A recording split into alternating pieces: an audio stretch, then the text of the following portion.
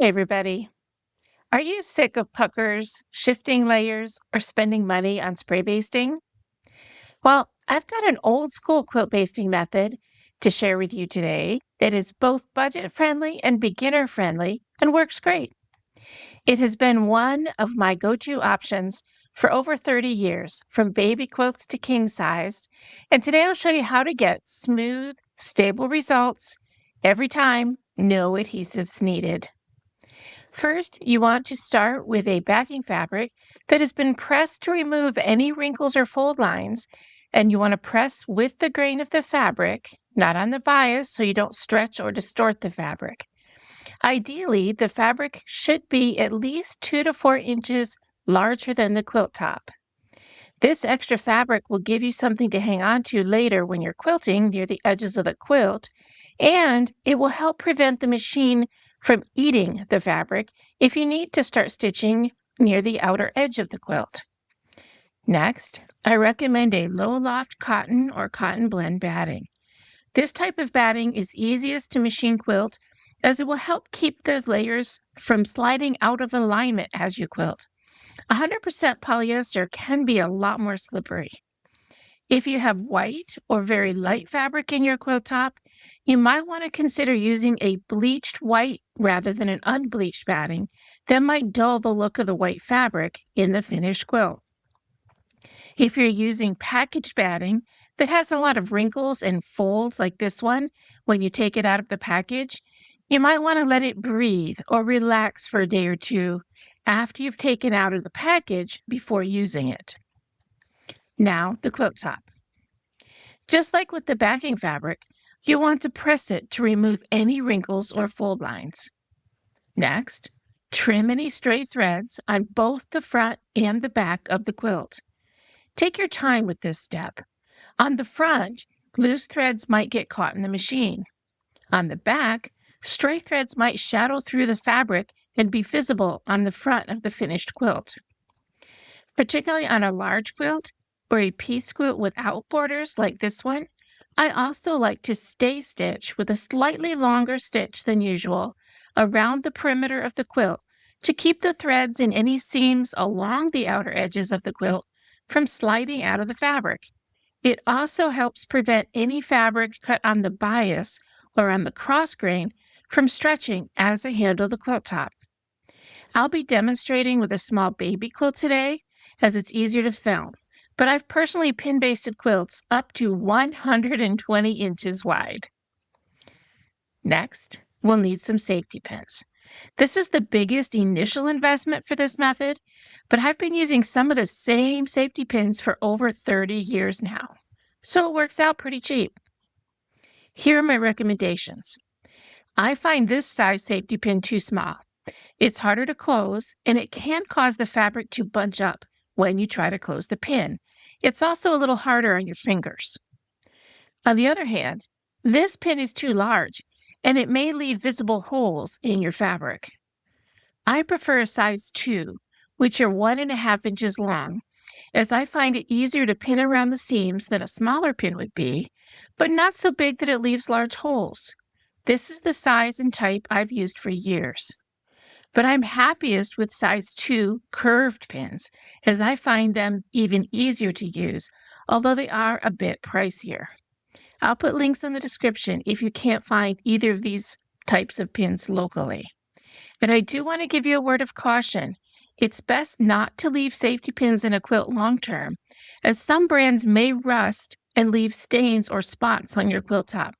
I have not had that happen to me, but I have seen it happen. Ideally, you'll also have a spoon or other tool to help you easily close the pins without hurting your fingers or disturbing the quilt layers. I'm showing a regular spoon and also a Kwik Klip safety pin fastener, and that link will be in the description too if you're interested. You'll need some tape to hold the quilt backing down. I'm using regular painter's tape from the hardware store in this video. If you're using something like packing tape, be sure not to use the heavy-duty kind with a super strong adhesive, as it may damage the finish on your floor or on your table. Ask me how I know that. For a quilt that is larger than your work surface, you'll need clamps or a combination of tape and clamps to secure the fabric layers, the backing fabric, anywhere it hangs off the edge of the table. Now, for many years, I pin basted all my bed-sized quilts on our dining room floor. That's ideal if you have to do a large quilt on a single large surface. But that was many years ago, and I am not spry enough to crawl around on the floor anymore. You can baste a large quilt on a smaller table by clamping and pinning the first section, then unclamping, repositioning the quilt layers, and reclamping or taping as needed.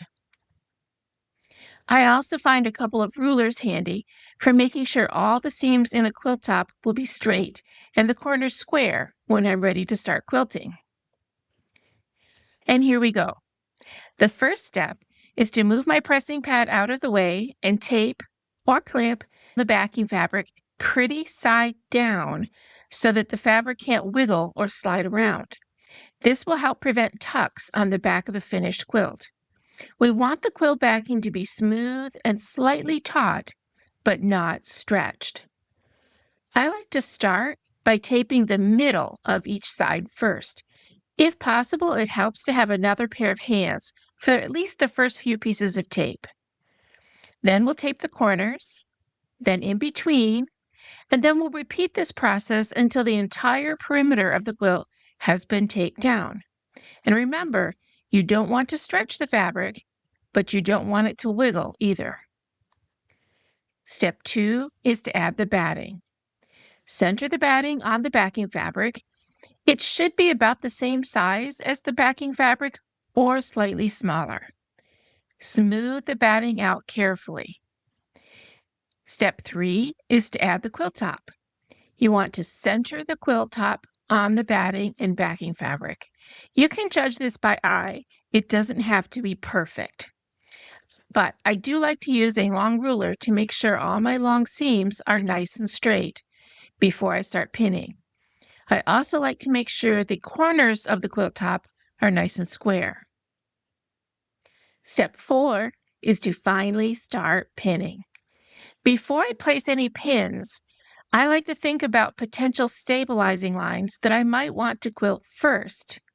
It's not mandatory, but I find that first quilting any long lines that go all the way or most of the way through the quilt can help stabilize the quilt sandwich and make the layers less likely to stretch or shift as I'm quilting.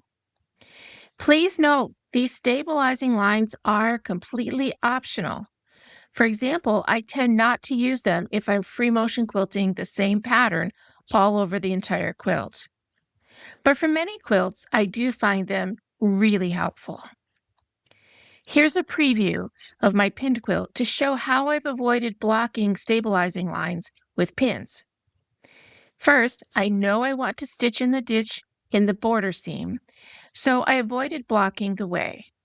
I also avoided blocking the seams between the large blocks and the long diagonal lines formed by the triangles. And since those diagonal lines are on the bias, I plan to stitch those after stitching the straight on-grain lines. On a larger quilt, stabilizing lines might include border seams, between blocks, or along sashing. Stabilizing lines also allow you to start removing some of the pins fairly early on without losing the security of your layers. Now, to insert my pins, I first brace the fabric with my left hand, and you might reverse this if you're a lefty. I insert the pin with a scooping motion, and this is where those curved pins really come in handy to make sure I'm catching all the layers. I'm using the Kwik Klip safety pin fastener to close these pins, but a spoon works well too. Either way, you'll roll the tip of the pin up with one hand and then grab the base of the pin and press down to close it with the other hand.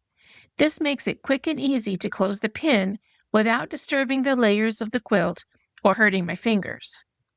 Now, I usually don't close the pins immediately. Instead, I like to work a section at a time, placing my pins no more than about 3 inches apart.